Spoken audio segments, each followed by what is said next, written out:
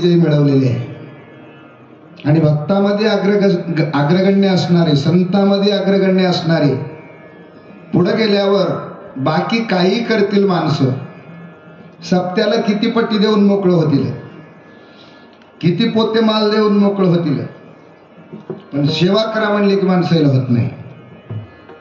सेवा हे कोणीच करीत नाही. दास्यत्व हे करण्यासाठी माणूस थोडंसं लाजतंय. कुठंतरी माणसाचं थोडंसं किंचित मन होते, पण दास्यत्व भक्ती हे हनुमंतरायांनी केली.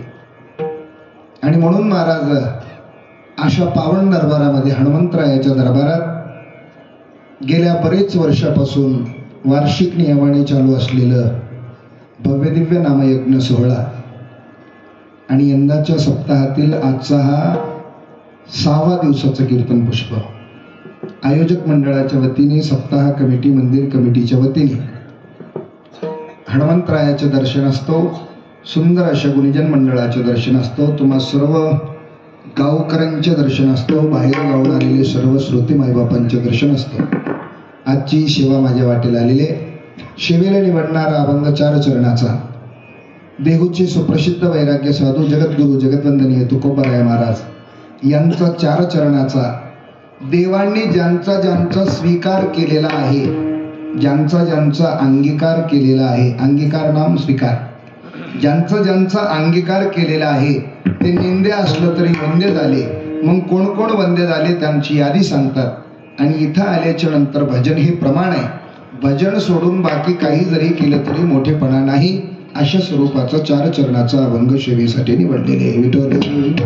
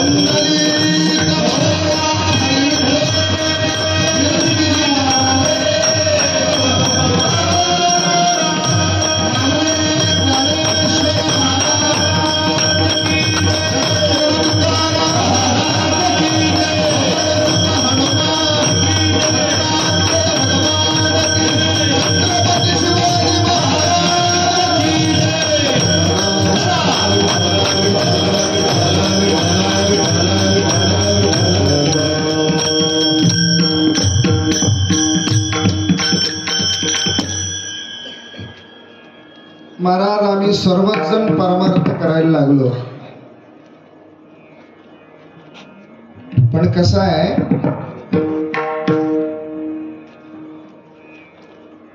परमार्थात आणि देवदेवात बराचसा फरक आहे.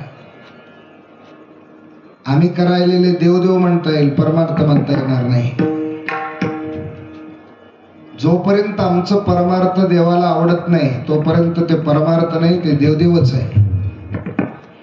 सहजच म्हणतात ना माणसं, लग्नाच्या आधी काय करून घ्यायचं आहे, काय करून घ्यायचं आहे, देवदेव करून घ्यायचं आहे.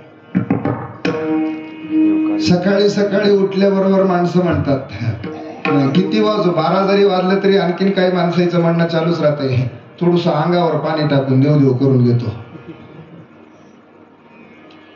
काय करायचं आहे, देवदेव करायचं आहे. हे आम्ही करायला लागलेले देवदेव आहे. बरेचशे वर्षापासून वारीला चाललो, पण वारीला गेल्याच्या नंतर तिथं काही वारीचं महत्व आमच्या लक्षात आलं नाही. वारीचं काही आम्ही तिथलं महत्व लक्षात घेऊन काही क्रिया वगैरे काही तिथं केले नाहीत. पंढरपूरला जाण्याबरोबर पहिलं दर्शन कोणाचं आहे हो, कोणाचं आहे, कोणाचं आहे? हेच तर भानगड आहे. आवघेची तीर्थ घडती एक वेळा, चंद्रभागा डोळा देखलिया. बाकीचे सर्व दर्शन नंतर, त्या फक्त चंद्रभागेचं दर्शन होण्याबरोबर अवघेच तीर्थ घडती एक वेळा. दर्शनाचं महत्व आहे. स्नानाचं महत्व आगळं वेगळं आणखीन वेगळं सांगितलंय. बरं, स्नान केल्याच्या नंतर दर्शनाला जावं का नाही? चंद्रभागे स्नान विधी तो हरि का,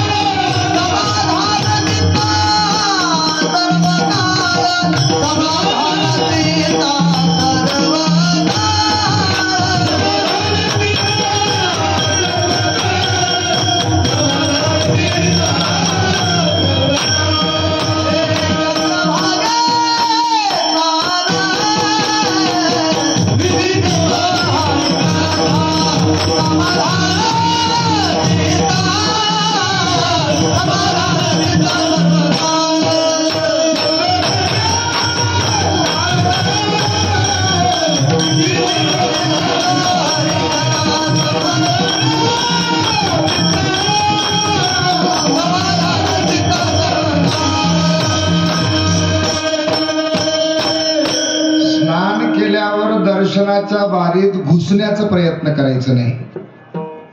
आमची गडबड तेच राहते, जेवढं लवकर दर्शन होईल तेवढं लवकर चांगलं. मग मंदिराच्या जवळ दर्शनाची बारीत कसं घुसता येईल? नाही. विधी तो हरी कथा, इथं कुठं चंद्रभागेत असेल, कोणा मठात असेल, हरिकथेचे श्रवण केले पाहिजे. आणि तदनंतर मग नगर प्रदक्षिणा केली पाहिजे. दर्शनाची गडबड करायची नाही. दर्शन झालं तरी जमलं, नाही झालं तरी कळसाचं दर्शन केलं तरी जमलं, पण नगर प्रदक्षिणा झाली पाहिजे. आम्ही नगर प्रदक्षिणा किती लोक करतो पंढरपूरला जाऊन? आम्हाला गोंगड्याचे दुकान, भांगड्याचे दुकानच बघायचं सुधारणा. आम्हाला विधी कवा करावा? जोपर्यंत आम्ही गोंगडे बांगड्याचे दुकानं पाहत बसतो, तिथली विधी करीत नाही, तोपर्यंत ते आमची जत्रा आहे, यात्रा नाही. विठ्ठल.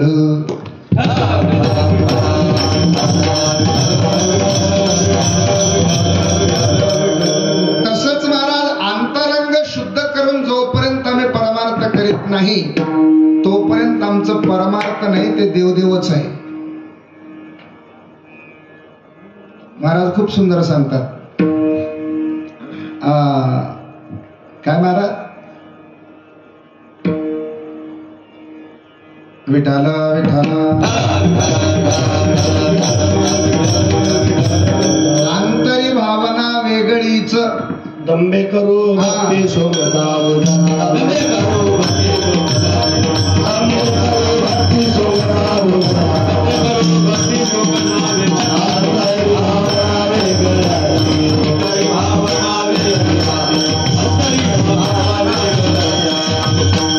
दंबे करू भक्ती सोंग दाऊदणा, अंतरी भावना वेगळीच.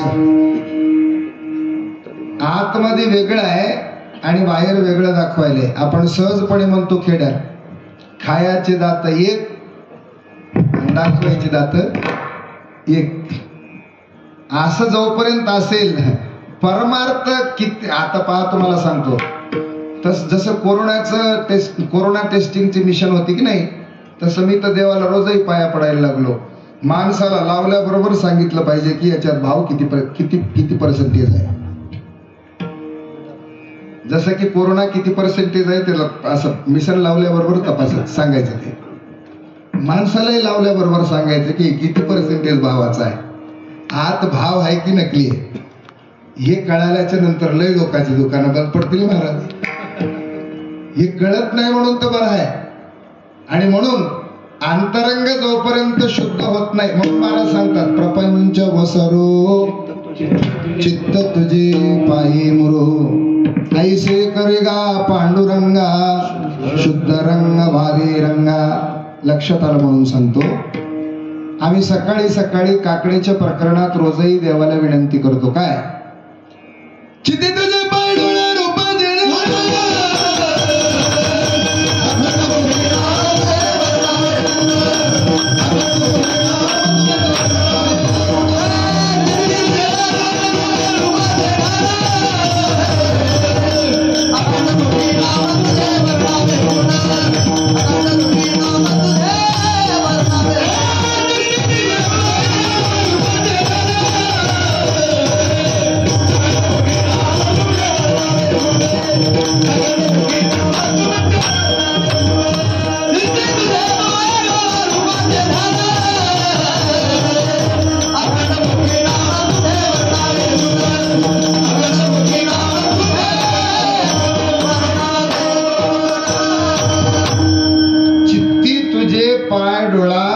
रूपाचे ध्यान. आणखी एका ठिकाणी आपण काकड्याच्या प्रकरणात म्हणतो माझे चित्त तुझे पायी राहे ऐसी करी काही धरोनिया बाई भवतारी दातारा. रोजही आम्ही देवाला विनंती करायला लागलो आणि काकडा संपण्याच्या आधीच डोक्यात यायला लागले आरती पेटवली कीच आमच्या आता वावराकडले काय काय काम करावं घराकडे गेल्यावर काय काय सोय लावावं.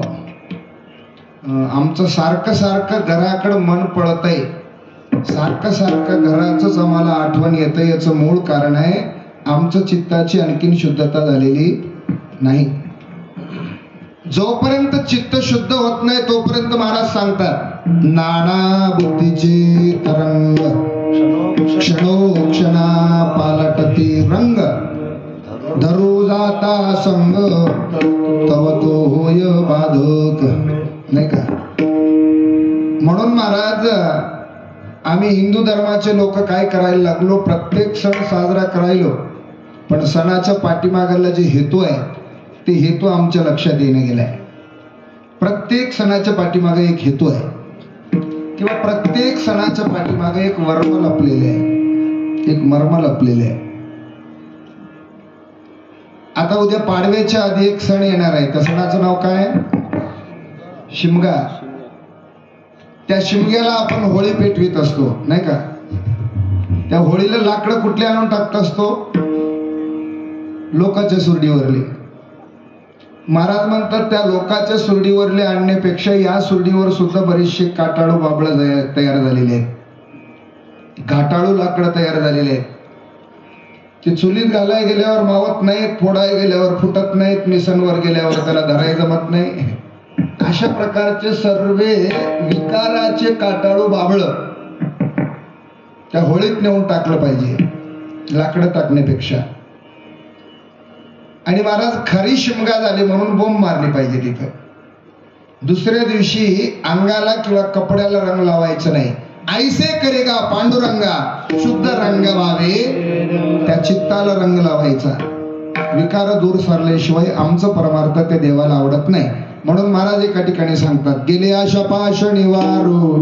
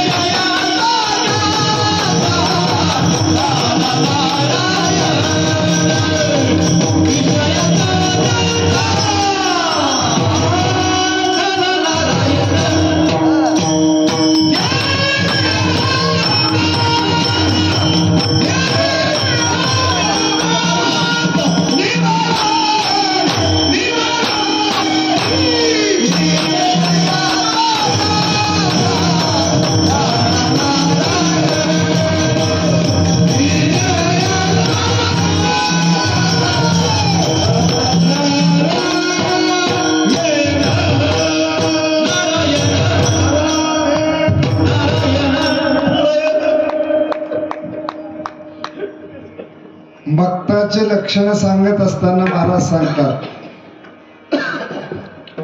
उदास वृत्तीचा असलं पाहिजे आणि आशापाश निवारण केलेलं असलं पाहिजे. आणखीन एका ठिकाणी सुंदर पुरावा सांगतात, काम क्रोध लोभ घेऊनिया संगे परमार्थाशी निगे तोची मूर्ख. किंवा काम क्रोध लोभ शून्य पाठी लागले ओढाळ, म्हणून संसार दुःखामुळे चौकडे इंगळ. आणि ते इकडं परमार्थाकडे घेऊन निघाल्याच्या नंतर कसं परमार्थ त्या देवाला आवडेल? नाही. आणि म्हणून महाराज, ज्यांनी ज्यांनी अंतरंग शुद्ध केलेले आहे ते भक्त देवाला प्रिय झालेले आहे. म्हणजे कसं आहे, आपण सुद्धा बरेचसे चरित्रहीन एखाद्या वेळेस जरी असलो, एकदाच परमार्थात आल्याच्या नंतर ते मागले गुण आमचे पुढे येऊ नयेत. मागे झाले ते पाहू नका, पुढे जावे आहे तुका. पण आमचं तसं नाही. पडले वळण इंद्रिया सकळा, भाव तो निराळा नाही दुधा. काही लोक जनावराची दलाली करीत गेलेत. पहिलं ते लोक आमच्या वारकरी संप्रदायात येऊन आता सप्तेचं गुत्ते घ्यायला तर भागवतकार आमचाच, भजने आमचेच, महाराज आमचेच, चोपदार आमचाच. नाही का? हे पहिलं शेळ्याचे व्यापार केलेले लोक होत. काय म्हणतात त्याला? हेडगे. काय काय हेडी हेडी. हा, हे दलालकी केलेलं होतं पहिलं तिकडं. आता सप्तेचे सप्ते गुत्ते घ्यायलेत महाराज. पडले वळण इंद्रिया सकाळा. म्हणून महाराज खूप सुंदर सांगतात,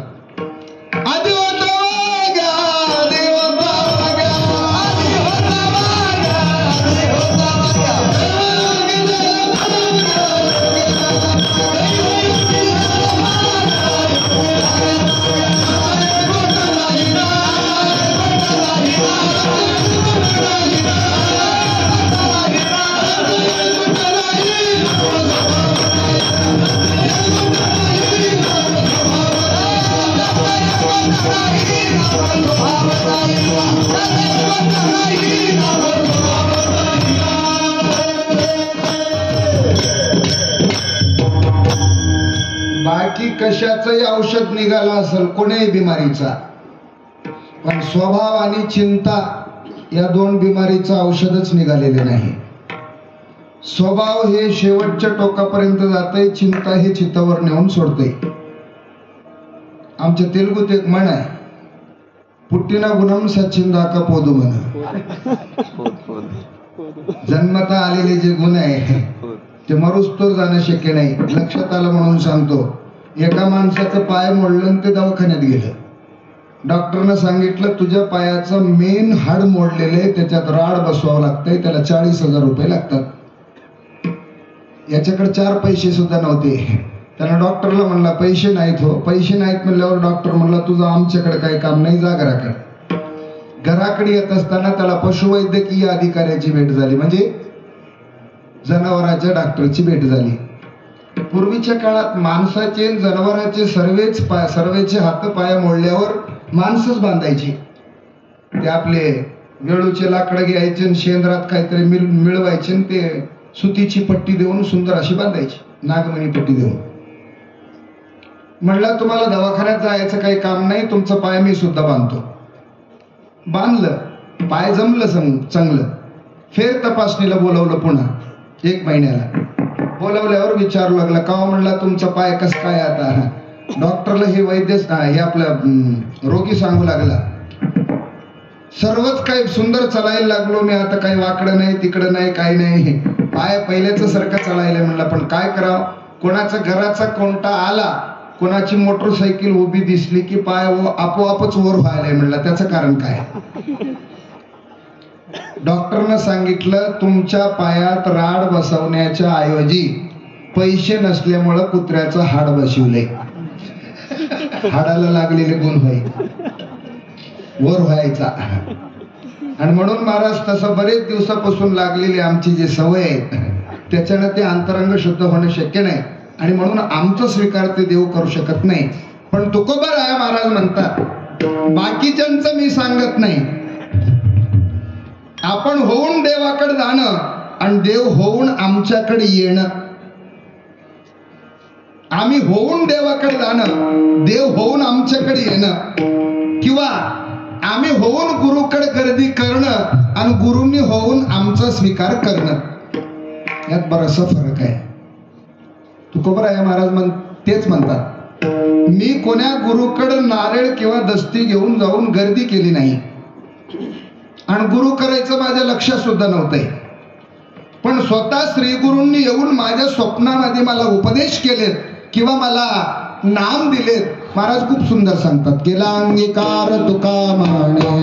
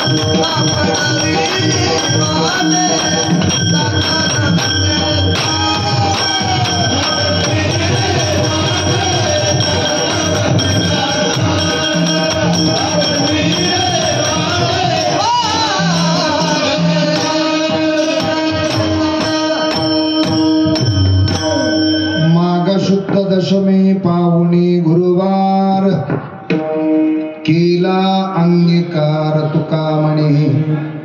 त्या श्री गुरूंनी माझा स्वीकार केलेला आहे आणि तेही माझ्या कुठल्याही प्रकारच्या मनात नसताना त्यांनी स्वप्नात येऊन मला हे सर्व काही केलेले आहे. मालिका सांगितलेले आहेत, राघव चैतन्य केशव चैतन्य सांगितले कोणी मालिके. बाबाजी आपुले सांगितले नाम मंत्र दिला राम कृष्ण हरी, नाही का. हे सर्व कशात घडलं?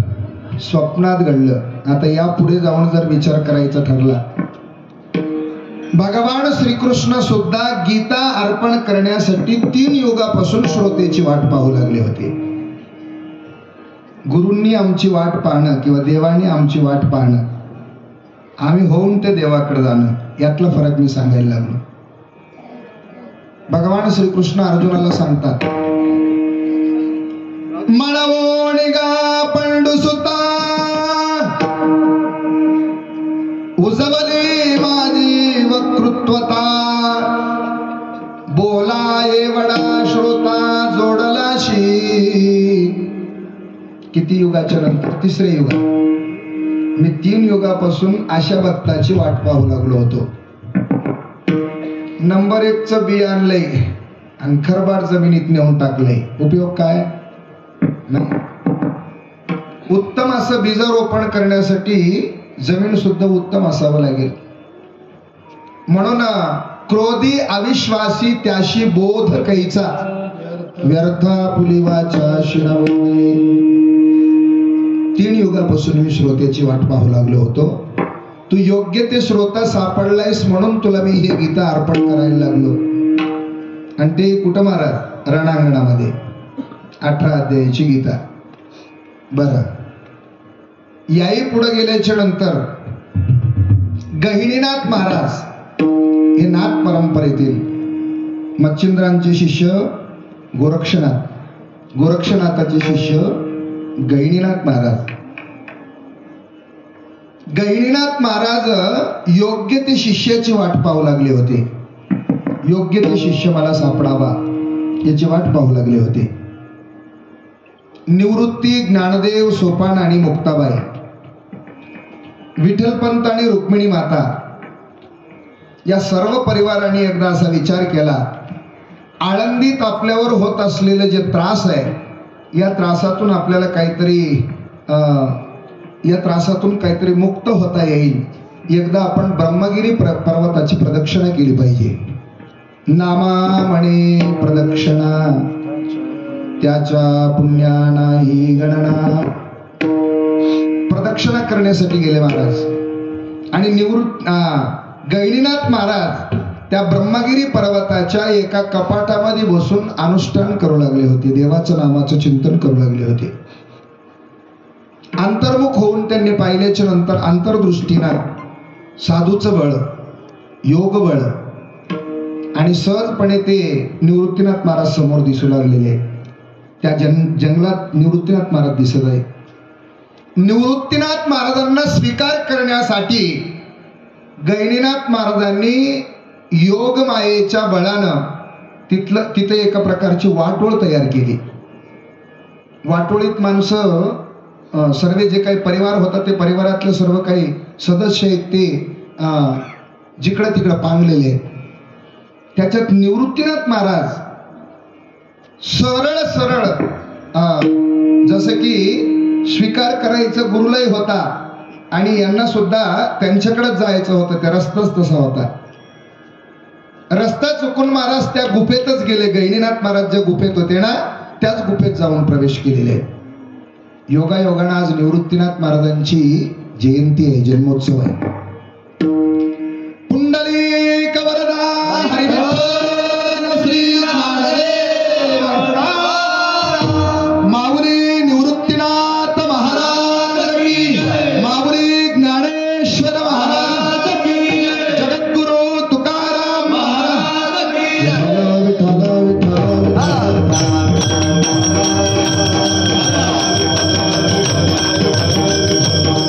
निवृत्तीनाथ महाराज गुफेत प्रवेश करण्याबरोबर गहिनीनाथ महाराजांनी प्रथमतः त्यांना व्याघ्र रूपामध्ये दर्शन दिलं, म्हणजे भयभीत होऊन पळून जातील म्हणून. पण साधूचं काम तसं नाही महाराज. आता भय नाही ऐसे वाटे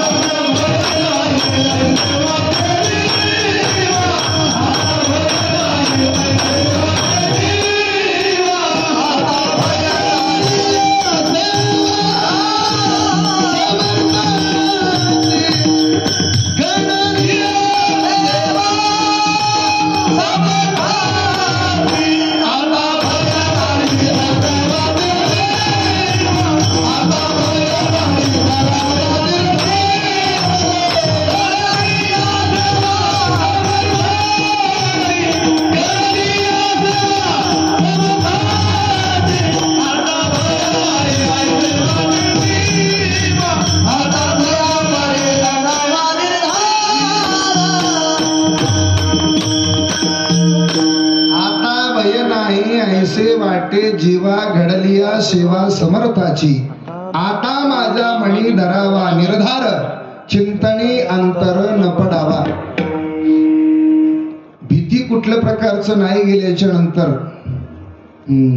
विकारच नाही गेल्याच्या नंतर भीतीच कुठल्या प्रकार. चोराला कसं ओळखतात पोलीसवाले?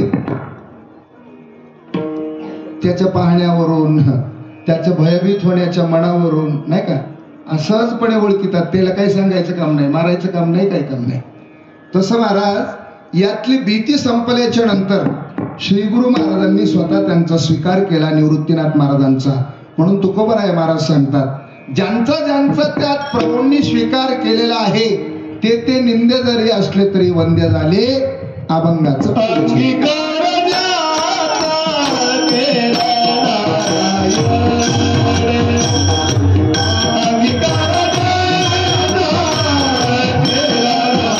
Oh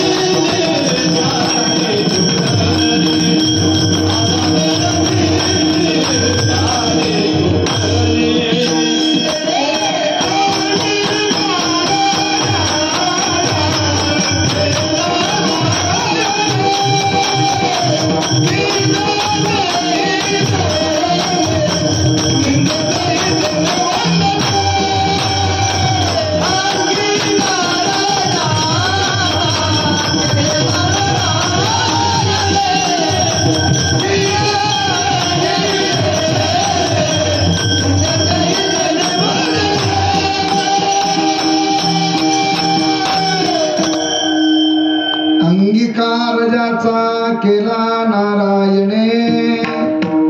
एकदा देवानं स्वीकार केल्याच्या नंतर मग काय महाराज. आणि म्हणून महाराज त्या देवाने स्वीकार करावा अशा प्रकारचा आमचा परमार्थ असला पाहिजे. आम्ही काय करतो, आम्हाला आवडायसारखं परमार्थ आम्ही करतो. सवडीचं परमार्थ आहे आमचं, आवडीचं नाही. देवाला आवडायचं परमार्थ आगळं वेगळं वेगळं प्रकारचं परमार्थ आहे. म्हणून एका ठिकाणी नाथराया सांगतात, परमार्थ नव्हे लेकुराच्या गोष्टी. आत काहीतरी अनुताप झाला पाहिजे. चूक प्रत्येकानं होत असते. झालेल्या चुकीचं काहीतरी अनुताप झालं पाहिजे, प्रायश्चित्त झालं पाहिजे, अंतःकरण थोडंसं कळवळलं पाहिजे. आणि संतांना आवडायचं परमार्थ हेच आहे. आम्ही वेशभूषेनं रंगायला लागलो, पण अंतरंगात कळवळा येणं झाली आम्हाला. आम्ही माळकरी झालो काय, महाराज झालो काय, काही झालो काय. महाराज म्हणतात, दुखवी अनेकाचे दुःखे, सत्य बोले मुखे. हे सुद्धा एका प्रकारचं देवाची पूजाच आहे. आगळं वेगळी देवाची पूजा करायचं काही काम नाही. आम्ही दुसऱ्याच्या दुःखामध्ये समाधान होत असतो का, तर आमच्या अंगामध्ये विकार आहेत ना. आमचं एक वाटतंय, लोकांचं एक वाटतंय ना आम्हाला. मी आणि माझी आठवण विसरले जयाचे अंतःकरण, पारता तो संन्याशी जाण निरंतर. अनेकाच्या गाते ज्याचे निवतील चित्ते, तोची ओळखावा पापी. पापी दुसरं कोणीच नाही. दुसऱ्याच्या दुःखामध्ये टाळी वाजवणारा, हसणारा नंबर 1चा पापाचा मूर्तिमंत पुतळा आहे. म्हणून महाराज सांगतात, कोण्याही जीवाचा नगडो मत्सर वर्म सर्वेश्वर पूजनाचे. असं महाराज अंतरंगाचं परमार्थ जर असेल तर नक्कीच ते प्रभू स्वीकार करते. पण ज्यांच्या ज्यांचा स्वीकार केलेला आहे त्यांची त्यांची महाराज नावं सांगतात.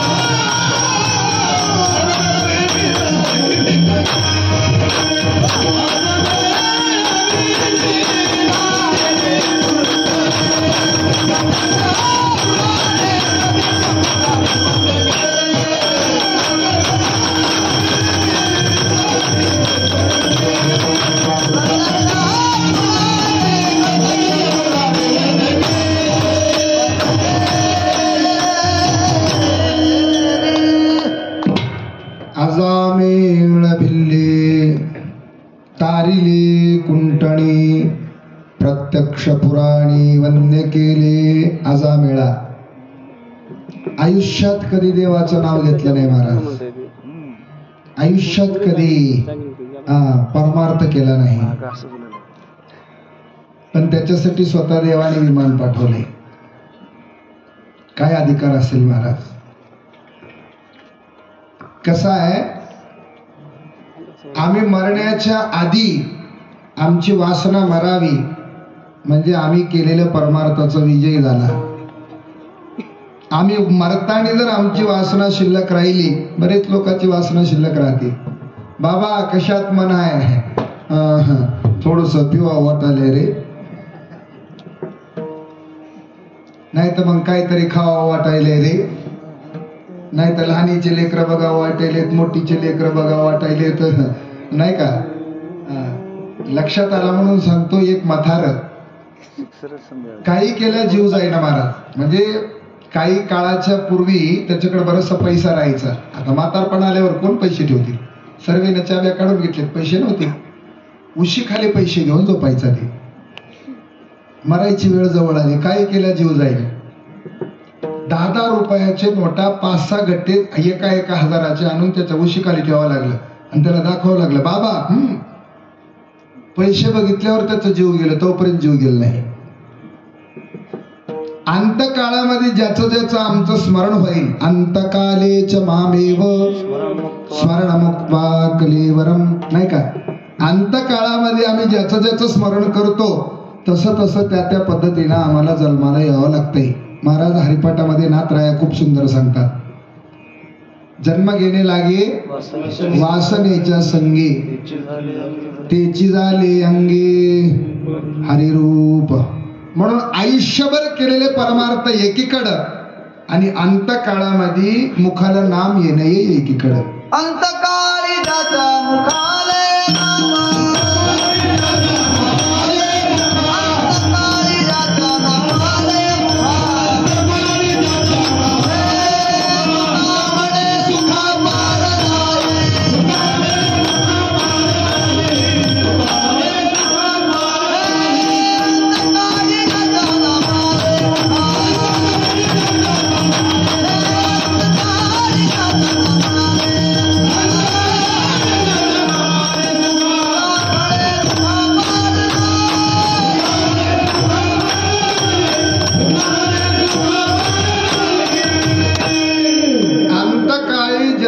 नाम आले मुखा,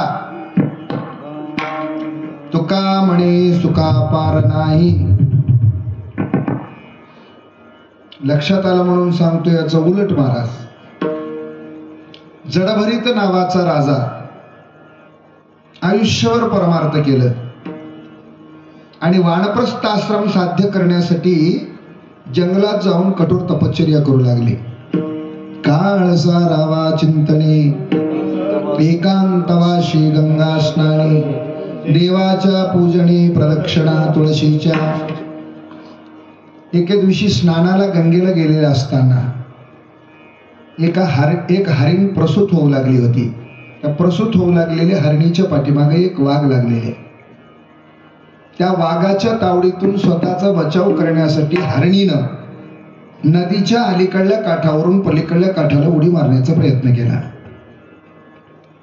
त्या उडी मारत असताना अर्धवट प्रसूत झालेली जे काही ते लेकरू पिल्लू होतं, ते पिल्लू त्या गर्भातून निसटलं आणि पाण्यात पडलं. राजा सूर्याला अर्घ्य देण्यासाठी ओंजळात पाणी घेऊ लागले, तेवढ्यात ते पिल्लू हातात आलं. त्या पिल्ल्याला बाहेर आणलं, त्याला पुसलं, त्याला शेकवलं, त्याच्यासोबत प्रीत झाली, त्याच्यासोबत प्रेम झालं. पण योग असा आहे, कोणी कोणासोबत कितीही प्रेम करून राहू द्या, ज्याचे सोयरे त्याच्या जवळ आल्याच्या नंतर ते काही केल्या तुमच्या जवळ राहत नाही. संध्याकाळचे 4 वाजले की ज्याचे त्याचे सोयरे ज्याचे त्याला फोन लावून मिस कॉल मारून बरोबर चौकावर बोलून घेतात. तंबाखू खाणारा माणूस चुना कोणालाही मागत नाही. ज्याचा हात मळलेला आहे, ज्याचा बोट मळलेला आहे, त्याला जाऊन मागते. बिडी ओढणारा माणूस डबी कोणालाही मागत नाही, शर्टाला बोकाडा असलं त्याच्यात जाऊन मागते. म्हणून महाराज दारूची बट्टी कोणालाही माणसं मागत नाही, त्याच्याच जातीवाल्याला जाऊन मागतात. त्यालाच विचारतात कुठं आहे, कोणीकडे आहे, कुठं मिळते. ते हरणीचं पिल्लू असल्यामुळं जंगलातून एके दिवशी हरणाचं कळप आलं. ते कळपात हरणाचं पिल्लू मिसळलं. माझी या जातीचे माझा भेटो. त्या जातीचे त्याला भेटल्यामुळं त्याच्यात मिसळलं गेलं निघून. जडवरीत राजाचा अंतकाळ जवळ आला. जडवरीत राजा सारखं ध्यान करू लागलं. महाराज अंतकाळामध्ये नामाचं चिंतन करायचं सोडलं आणि त्या पिल्ल्याचं चिंतन करू लागलं. हरणीचं पिल्ल्याला पाहायचं होतं, हरणीचं पिल्ल्याला पाहायचं होतं, हरणीचं पिल्ल्याला पाहायचं होतं. असं करीत करीत करीत जडवरीत राजाचा अंतकाळ झाला. जडवरीत राजा आपापल्या स्वगावाला निघून गेले. फलप्राप्ती काय झाली म्हणसाल महाराज? घाला तो घातला वासनीने जडवरीत राजा हरणी गर्भा गेला. म्हणून महाराज पूर्वीच्या काळामध्ये फोटो काढण्यासाठी उमरीला जाऊन सांगावं लागायचं. आता कोणी म्हातारं म्हणायला सेल्फी काढ, सेल्फी काढ. पूर्वीच्या काळात पहिलं 3 रोजांना आधी जाऊन सांगावं लागायचं आमच्या इथं पोळा आहे, पोळ्याला फोटो काढायचे द्या. यायचं म्हणल्यावर एकच कुडतं राहायचं, त्याला नीळ घालून त्याला शर्टाला ते इस्त्री करून सुंदर असं सजून माणूस सकाळपासून संध्याकाळपर्यंत नटून बसायचा. सकाळपासून संध्याकाळपर्यंत माणूस नटायचा. पण योगायोगानं कॅमेऱ्यावाल्यांना कॅमेऱ्याचा खटका दाबल्याबरोबर ते दोन्ही डोळे लावायचे. फोटो कसा निघायचा? बिना डोळ्याचा, जळका डोळ्याचा फोटो निघायचा. आज 10 वर्षाखाली फोटो कोणाचा चांगला निघाला होता? हाताने पेंटिंग करावं तर चांगलं निघावं, नसेल तर बिना डोळ्याचा फोटो निघायचा. का तर ते असे काही एलईडीचे वगैरे बल्ब नव्हते ना तेव्हा. एवढं प्रकाश माणसाला माहित नव्हतं. ते प्रकाश असं डोळ्यावर कॅमेऱ्यावाल्यानं मारल्याबरोबर माणसं डोळे लावायचे. तसं आता डोळे लावल्यावर सकाळपासून नटलेले काही फायदा झाला का? नाही झालं. तसं मग आयुष्यभर परमार्थ केलेलं अंतकाळामध्ये मुखाला जर नाम नाही आलं, आमचं परमार्थ वाया गेलं. वासनेनं पुन्हा पुन्हा जन्माला यावं लागतंय. पण जडवरीत आजा मेळा आयुष्यभर परमार्थ केला नाही, नामाचं चिंतन केलं नाही, पण अंतकाळात मात्र मुलाच्या निमित्त नारायणाचं नामाचं चिंतन केलं. घडलं काय महाराज? त्यासाठी विमान पाठविली.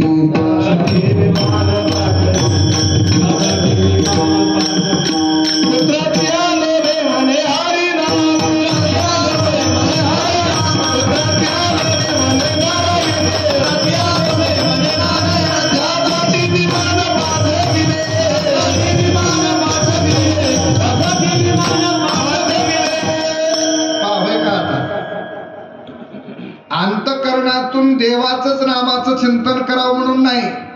पुत्राची लोभे म्हणे नारायण, त्यासाठी विमान पाठविले. नाही का?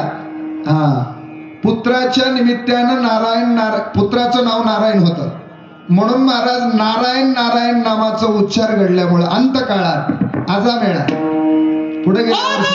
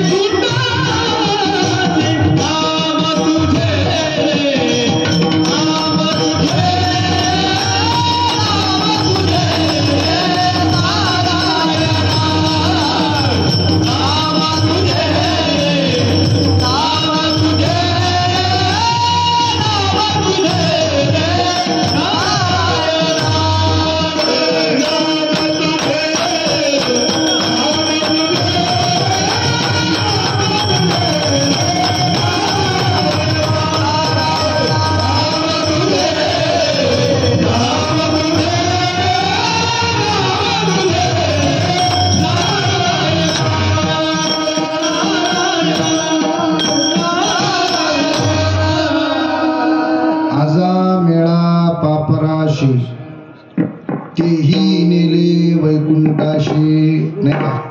आणि म्हणून महाराज आजा मेळा बिल्ली जंगलामध्ये राहणारा एक भिल्ल समाज, आपण त्याला काही वेळा पुरता आदिवासी समाज म्हणू. आदिवासी म्हणण्यापेक्षा जंगलामध्ये जास्त राहणारे जे लोक आहेत ते हिंसा केल्याशिवाय दुसरं काही करीत नाही. हिंसा करणं त्यांचं मुख्य उद्योग आहे. म्हणण्यापेक्षा आपला बासरची गंगा ओलांडली की लग्नाला बकरी असल्याशिवाय लग्नच लागत नाही. बिना बकऱ्याचं लग्नच लागत नाही. ज्याच्या लग्नात जास्त बकरे कापले ते सोयरा मोठ्या घरचा आहे. ते तिकडे प्रथाच आहे. म्हणून अजिबात माळकऱ्याला बासरची गंगा ओलांडल्यावर निजामाबाद जिल्ह्यात जाऊन पाणी पियायला कुठेही जमत नाही. तर माळकरी अजिबात सापडणार नाही. फार मोठी अवघड आहे. शाकाहारी माणसंच सापडत नाही. आणि ते भिल्ल समाजाचे असल्यामुळं त्यांच्याही लग्नामध्ये अशी प्रथा होती.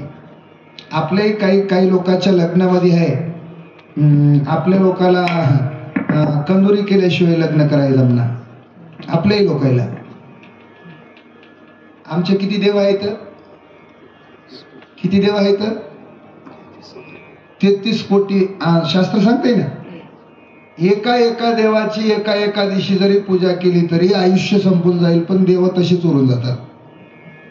एवढे देव आमचे असून सुद्धा आमच्या लोकांचा कसं काय दर्जा कुलदैवत असेल म्हणालो. दर्गा कसं काय आमचं कुलदैवत असेल?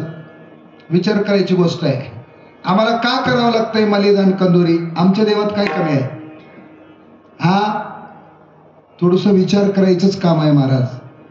आणखीन पुढे गेल्यावर पोछा मायला काय कापावं लागतंय, वाड्याच्या मसाईला काय कापावं लागतंय, वेगवेगळे काही गोष्टी करतात ना.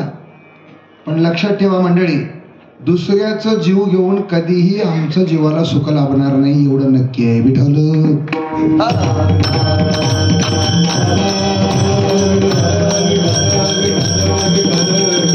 दिल्लीचं लग्न उद्या सकाळी आहे. आज संध्याकाळी पित्याला विचारलं, बाबा एवढं मोठं पशुची दावण आणून तुम्ही कशासाठी बांधली आहे? बापानं सांगितलं आपली प्रथा आहे. प्रथा कधी कधी चुकीची असू शकते. चुकीच्या प्रथेला आपण समजत असेल तर आपण समजून घेऊन चुकीला दुरुस्त करीत जावं. कापायची प्रथा हे तर माझ्या मतानं नाही, सर्व संतांनी सांगितले. चलता फिरता सजीव बकरा देवके आगे काटे, नाही का? फतिया खावे म्याम्या करे दिन बिचारा बकरा, उसको काट के पुरुषार्थ दिखावे खूप आहे तेरा नकरा. अरे माणसं खायच्या वाघाला जाऊन आणून काप, मग तुला सांगता येते. मला खायच्या शेळीला काय कापायला लागलास? ते काय तुला तुझ्या अंगावर काही पडत नाही, तुला काही मारत नाही. वाघाला आणून काप तुला बळीत जर द्यायचं असेल, नाही का? विठ्ठल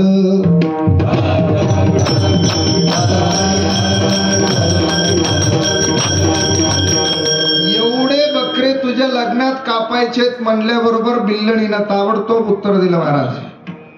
एवढ्या बकऱ्याचं जर हिंसा होत असेल तर मला हे लग्न मान्य नाही. त्याच दिवशी संध्याकाळी घराचा त्याग केला आणि घर सोडून बाहेर निघून गेलेले. आता साजणी झाले मी निसंग, विकल्प नवऱ्याचा सोडिला संग, काम क्रोध हे जोडिले मांग, केला मोकळा मार्ग मी सुरंग. पुढे जात असताना एका अरण्यामध्ये मातंग ऋषीचा आश्रम सापडलं. आश्रम नाम, ज्याला आश्रय नाही त्याच्यासाठी आश्रमाची व्यवस्था आहे. म्हणून महाराज आश्रमात जाऊन आश्रय घेतला. पण संत हे दयाळू असतात, कृपाळू असतात, कणवाळू असतात, मयाळू असतात.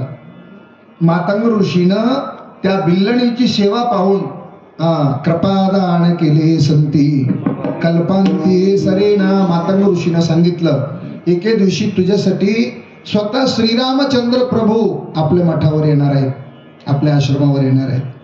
रोजही महाराज सारखं त्या देवाची वाट पाहायची बिल्लणी. रामा रघुनंदना आश्रमातया कधी रे येशील, आश्रमातया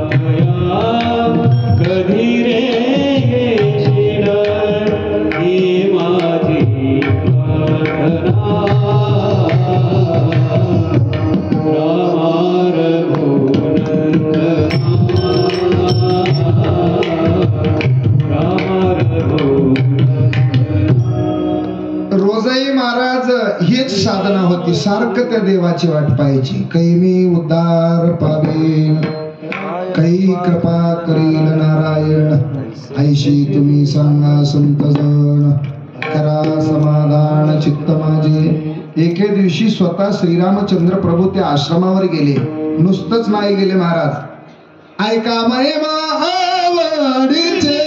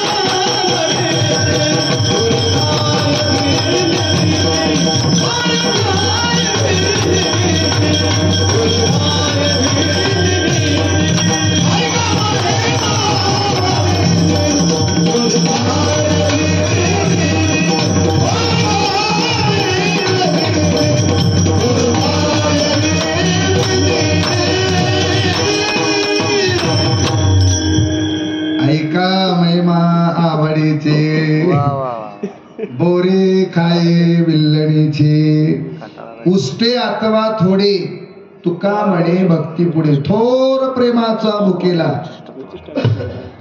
आम्ही अनसूट पाण्याला नैवेद्य करतो, पण त्याच्या पाठीमागं भाव प्रेम असते की नाही सांगते. आम्ही 12 जणांना शिवा देत स्वयंपाक करतो, ते देवाला केला काय कोणाला केला काय?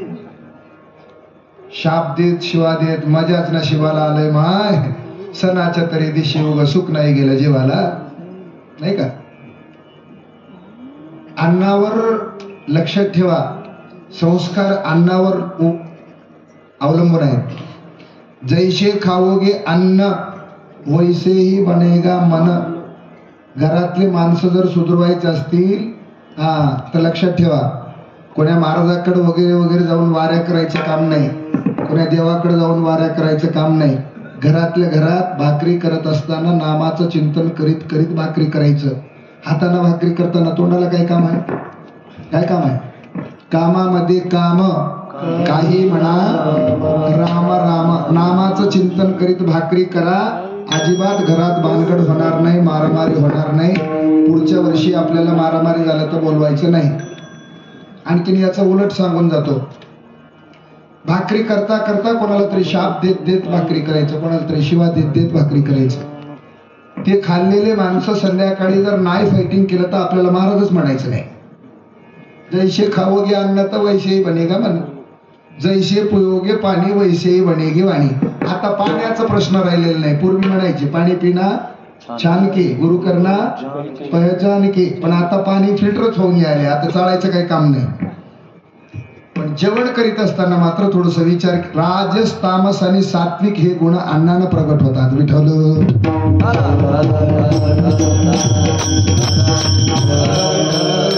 म्हणून महाराजांनी सांगितले, देशे काले च पात्रे च तद्दानम सात्विकम श्रुतम. सात्विक, मग सात्विकता कशाने येते तर नामाच्या चिंतनाशिवाय त्या कशातच कोण्याच कामात सात्विकता येत नाही. आणि म्हणून महाराज त्या बिल्लणीचे उष्टे बोरे होते, पण ते थोर प्रेमाचे होते. आणखीन एका पत्रम पुष्पम फलम तोयम यौमे भक्त्या प्रियच्छति तदहम भक्त प्रवृत्तामस्नामि प्रियतात्मनः. फलही अर्पण केलं तरी जमलं, पानही अर्पण केलं तरी जमलं, फुलही अर्पण केलं तरी जमलं, हे तिन्ही नाही मिळालं तरी भावे तुळशी दळ पाणी जोडा.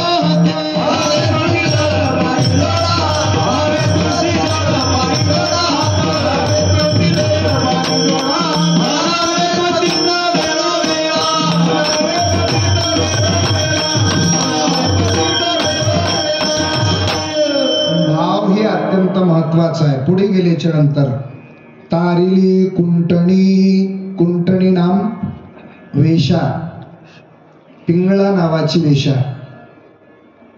आयुष्यभर व्याभिचार केला, पण त्या पिंगळा नावाच्या वेशेने एक पोपट पाळला होता.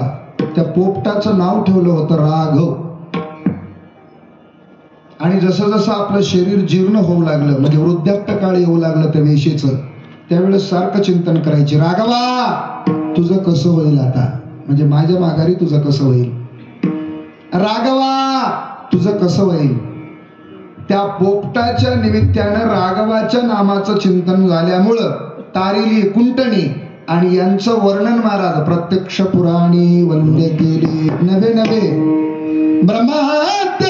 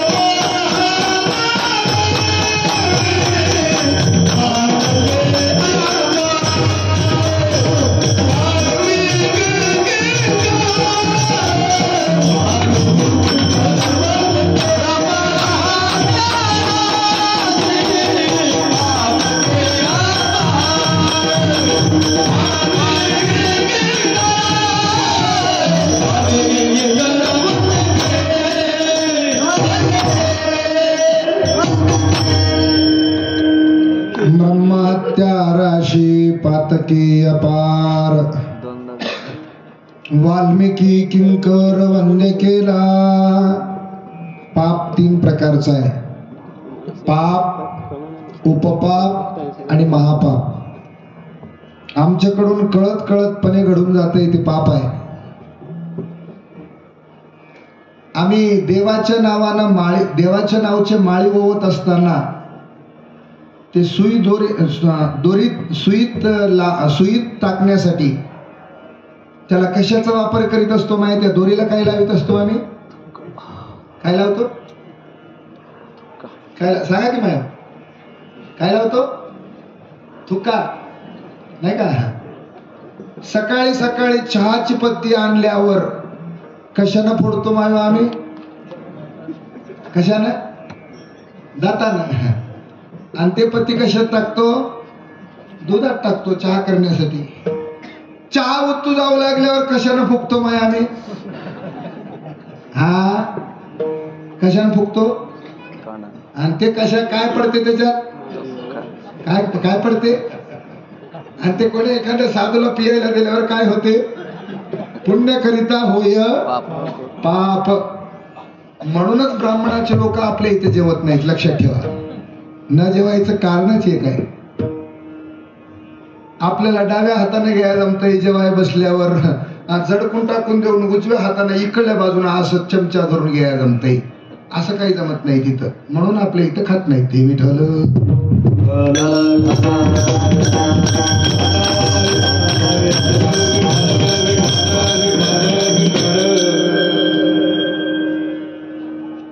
पुण्य करत असताना कळत नकळतपणे घडून जातात ते पाप आहेत. योजना करून केल्या जाणारं हे उपपाप सांगितलंय, करावं म्हणून केलेलं. विधी करता करता काही चुकी करणे. एका गावात 10 घरी सत्यनारायण वाचायचं आहे. एका एका घरी 1-1 तास लागतंय सत्यनारायण वाचण्यासाठी. 5 अध्याय आहेत सत्यनारायण मध्ये. पण योग असा आहे 10 तास महाराजाला बसणं शक्य नाही. 5 तासात जर महाराजाचे तेवढे 10 घर जर आटपत असतील मग तुमच्या मतानं मधले 2 अध्याय सोडून दिला असेल की नाही. अहो एका ज्ञानेश्वरी व्यासपीठ चालकाला मी पाहिले, त्यानं 2 अध्याय सोडून दिले मधातले. मी म्हणलं असं का महाराज, झालेच नाहीत म्हणलं मी काय करू. विधी करता करता विधीमध्ये काही चुका करणे. आम्ही माळकरी आहोत, आम्ही गुरुभक्त आहोत, आम्ही कोणातरी महाराजाचे शिष्य आहोत, हे सर्व कळून सुद्धा आता आम्ही मधात की खोलीच्या मधात आता पिलं तर काय खाल्लं तर काय, कोण आम्हाला बघायलाय, असं म्हणून केलेले जे कर्म आहेत, कळून सुद्धा केलेले कर्म आहेत, याला उपपापाचे लक्षणं सांगितले. महापाप, स्त्री हत्या, गो हत्या, बाळ हत्या, ब्राह्मण हत्या, नाही का, साधू हत्या, हे सर्व महापापाचे लक्षण सांगितले. त्याला ब्रह्महत्येचं पाप म्हणून सांगितले. कितीतरी माणसं मारलेले वाल्मिक आणि वंद्य होण्याचं काम जर कशाने झालं असेल तर ते नामानं झालेले आहे. महाराजांचं खूप सुंदर प्रमाण आहे. काय, फुटले टोमक्याला पान. हा, आणि म्हणून महाराज नामाचं चिंतनानं अंगात काही जरी केलेले असेल तर पूर्वीचं पाप राहू शकत नाही. एका जन्मातलं नाही, अनंत जन्मातलं पाप घालवतंय. जळतील पापे जन्मांतरीची. आणखीन तर महाराज हरिपाठात खूप सुंदर प्रमाण सांगतात. पापाचे कळप पळते पुढे,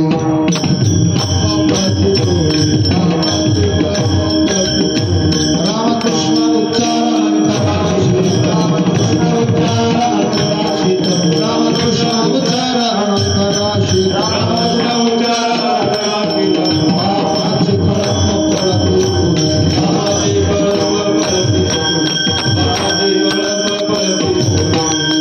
हरि उच्चारणी अनंत पापराशी जातील लयाशी क्षण मात्रे. पाप उरू शकत नाही महाराज. तपाचे राशी होतात आणि पापाचे कळपचे कळप पडून जातात. म्हणून तुकोबाराया महाराज म्हणतात, याविण अनिक असतापै साधन वादशे आणाविकोपाचे. का तर महाराज बाकीचे साधना करणाऱ्याला देवाच्या जवळ जावं लागते आणि नाम साधना करणाऱ्याच्या जवळ देव येते. सुखे येतो घरा नारायण. बाकीच्या साधना करणाऱ्याचं एका जन्मातलं पाप जळतंय, नाम साधना करणाऱ्याच्या अनंत जन्मातले पाप जळतात. बाकीच्या साधना करणाऱ्याला मुहूर्त तिथी वगैरे वगैरे काढावं लागते, पण याला मात्र काळ वेळ नाम उच्चारिता नाही. दोही पक्षपाही उद्धरती.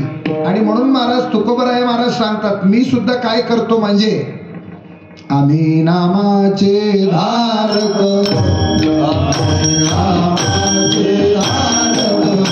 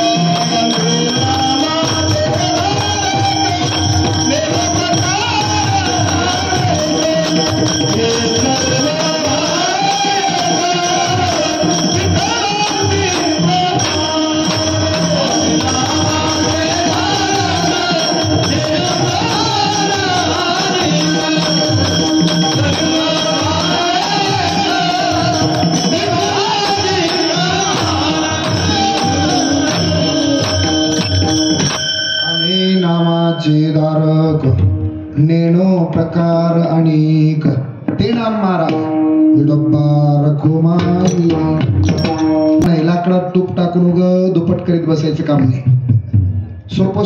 सोपे वरमा आम्हा सांगितले संती येण्याची पंते चालू जाता न पडे गुंता कोटे का योग याग विधी येणे नो हे सिद्धी वायाची उपाधी दंभधर्म नाही का.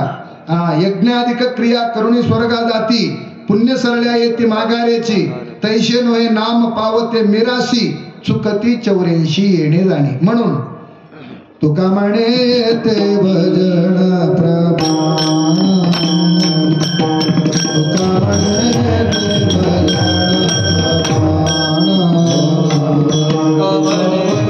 ते भजन प्रमाण